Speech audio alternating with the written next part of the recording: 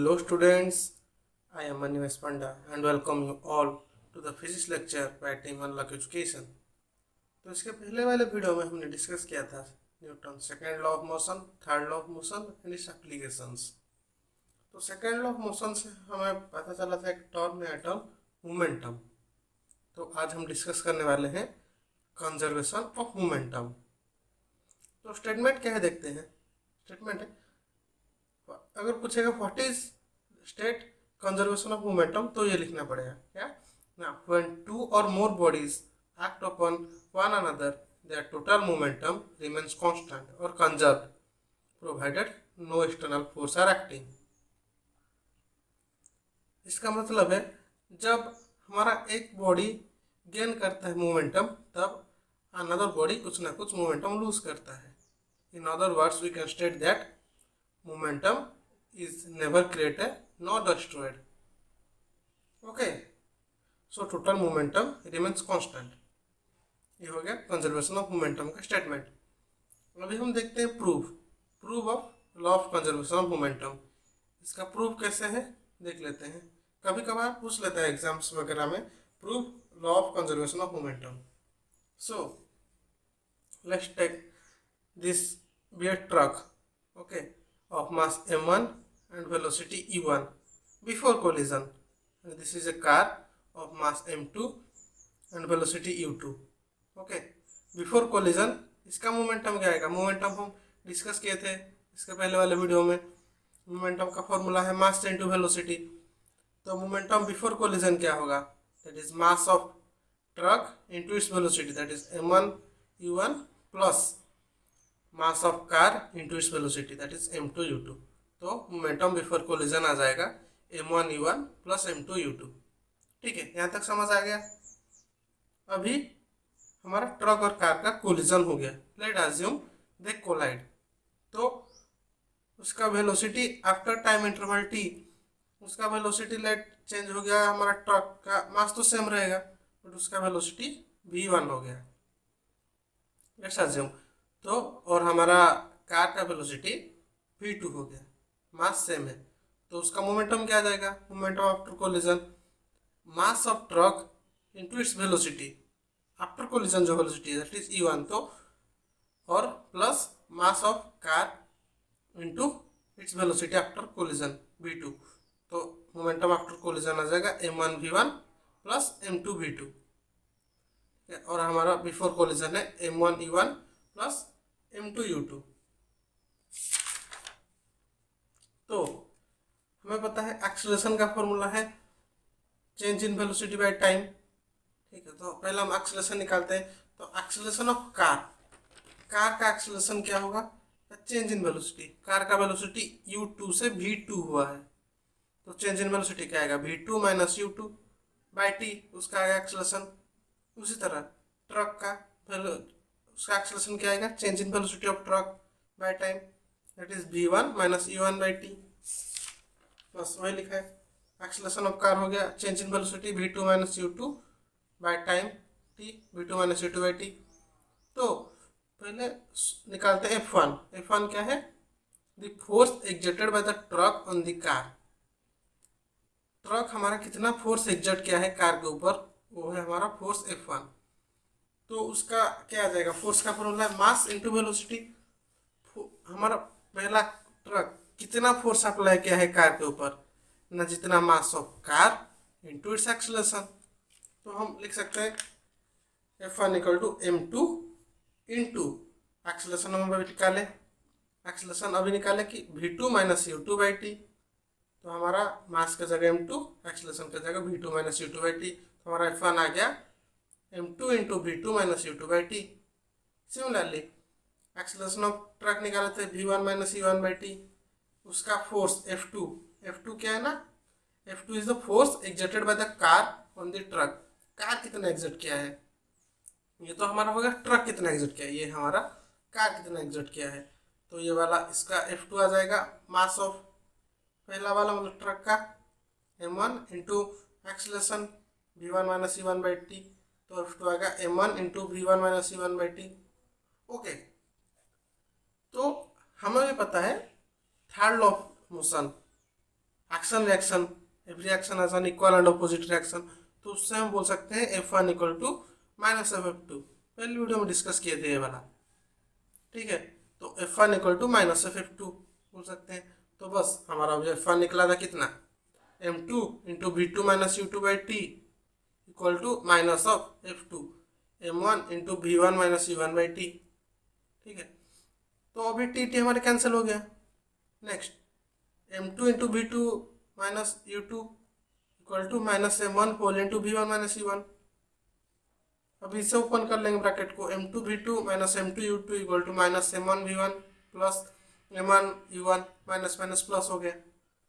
तो इसे अरेंज कर देने से आ गया M1 V1 plus M2 V2 equal to M1 U1 equal plus M2 U2। तो हम बोल सकते हैं M1 U1 plus M2 U2 equal to M1 V1 plus M2 V2।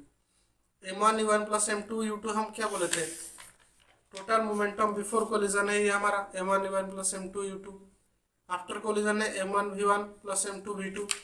तो हम बोल सकते हैं total momentum before collision equal to total momentum after collision. यही तो हमारा था conservation of momentum, law of conservation of momentum. तो हो गया proof, total momentum before collision equal to total momentum after collision, ठीक है। अभी देखते हैं law of conservation of momentum का एप्लीकेशंस क्या है। कुछ एप्लीकेशन देखते हैं। पहला एप्लीकेशन है और rocket works on the principle of conservation of momentum. कैसे ना, हमारा रॉकेट पता है, तुम लोग देखे होगे रॉकेट टीवी वगैरह में। तो जब रॉकेट स्टार्ट होता है तो बहुत सारा हॉट गैस छोड़ता है विथ हाई वेलोसिटी, नीचे निकलता है हॉट गैस। तो जो हॉट गैस निकलता है उसका मास बहुत स्मॉल होता है, स्मॉल मास, ओके। तो वो स्मॉल मास होता है पर उसका वेलोसिटी बहुत ज़्यादा होता है, तो उसका मोमेंटम भी ज़्यादा हो गया। वेलोसिटी ज़्यादा है तो मोमेंटम ज़्यादा हो गया। तो हमारा वेलोसिटी ज़्यादा हो गया मतलब उसका इनिशियल मोमेंटम ज़्यादा है। तो वही ऑपोजिट मोमेंटम फिर लगता है नीचे डाउनवर्ड।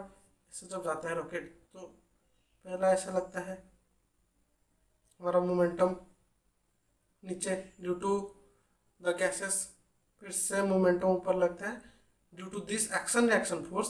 हमारा रॉकेट ऊपर ट्रैवल करता है। यही कंजर्वेशन ऑफ मोमेंटम की वजह से मोमेंटम क्या नाइदर भी क्रिएटेड नॉट बी रेस्टोर। यहाँ पे जितना मोमेंटम यूज है यहाँ से इतना डिक्रीज हुआ है।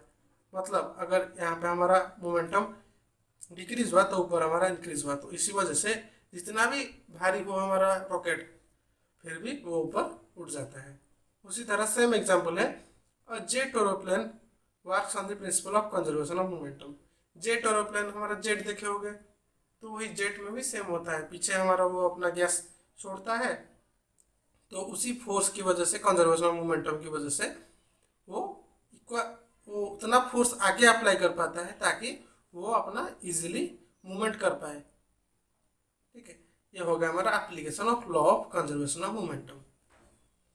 तो अभी डिस्कस करते हैं law of conservation of momentum के ऊपर कुछ न्यूमेरिकल्स। तो ये कभी कभार हमें पूछ लेता है एग्जाम वगैरह में 2 मार्क या फिर 5 मार्क देख के, तो ये थोड़ा अच्छे से समझ लीजिए कैसे ये सॉल्व हो रहा है, क्या हो रहा है। तो पहला क्वेश्चन देखते हैं। पहला क्वेश्चन है the car A of mass 1500 kg travelling at 25 metre per second. हमारा मास दे दिया 1500 kg, उसका initial velocity 25 metre per second. collides with another car B of mass 1000 kg traveling at 15 metre per second in the same direction। तो हमारा second car का मास होगा 1000 kg, उसका velocity 15 metre per second है। After collision the velocity of car A become 20 metre per second. उसका collision के बाद उसका वेलोसिटी 20 मीटर पर सेकेंड हो गया। तो हमें पूछा है calculate the velocity of car B after the collision. हमें कार बी का वेलोसिटी निकालना है। ऐसे क्वेश्चन में क्वेश्चन को ब्रेक कर करके उसका डायग्राम अगर बना देंगे तो इजीली सॉल्व हो जाएगा। कैसे बनाते हैं, पहले कार ऑफ मास 1500 kg, पहले बना दे car, let it be car A of 1500 kg, velocity initial 25 metre per second, car B of 1000 kg और वेलोसिटी 15 मीटर पर सेकेंड। तो हमारा कार भी है, हमारा कार है। This is the figure before collision. तो यहाँ पे हमारा लेट कोलाइड हो गया दोनों कार। नेक्स्ट फिर उसके बाद आफ्टर कोलिजन क्या दिया है, हमारा मास तो सेम रहेगा, मास डिफरेंट नहीं हो रहा है, तो मास सेम 15 था, तो हमारा मास हो गया 1500 kg। बट वेलोसिटी चेंज हो रहा है, वेलोसिटी ऑफ कार है कितना दिया है 20 मीटर पर सेकेंड, और हमें पूछा है velocity of car B after collision, तो ये हमें v2 पूछा है। v1 हमें पता है m1 u1 दिया है, m2 u2 दिया है, ठीक है। तो और v1 भी हमें दिया है, हमें अभी v2 निकालना है। तो कैसे सॉल्व करेंगे, पहले हम निकालेंगे momentum of car A. Momentum of car है, मोमेंटम का फॉर्मूला है मास of car into velocity of car है, मास है 1500 इंटू 25, तो आ गया हमारा momentum 37,500 kg metre per second. इसका unit kg metre per second में पहले बोला था, मास का है kg, वेलोसिटी है मीटर पर सेकेंड। उसी तरह मोमेंटम ऑफ कार भी हम निकाल लेंगे, हमारा आ जाएगा 15,000 kg metre per second. Next, तो टोटल मोमेंटम क्या होगा, मोमेंटम ऑफ कार है प्लस मोमेंटम ऑफ कार भी, जैसे इसके पहले में डिराइव किया था सेम। टोटल मोमेंटम ये दोनों का एडिशन कर लेंगे, तो आ गया हमारा total momentum 52500 kg metre per second. Similarly ये हमारा बिफोर कोलिजन हुआ था, अभी हम आफ्टर कोलिजन लिखेंगे। तो आफ्टर कोलिजन हमारा क्या होगा ना, mass of car A, mass of car A कितना है 1500 इंटू 20 उसका वेलोसिटी, तो हमारा आ गया मोमेंटम ऑफ कार ए।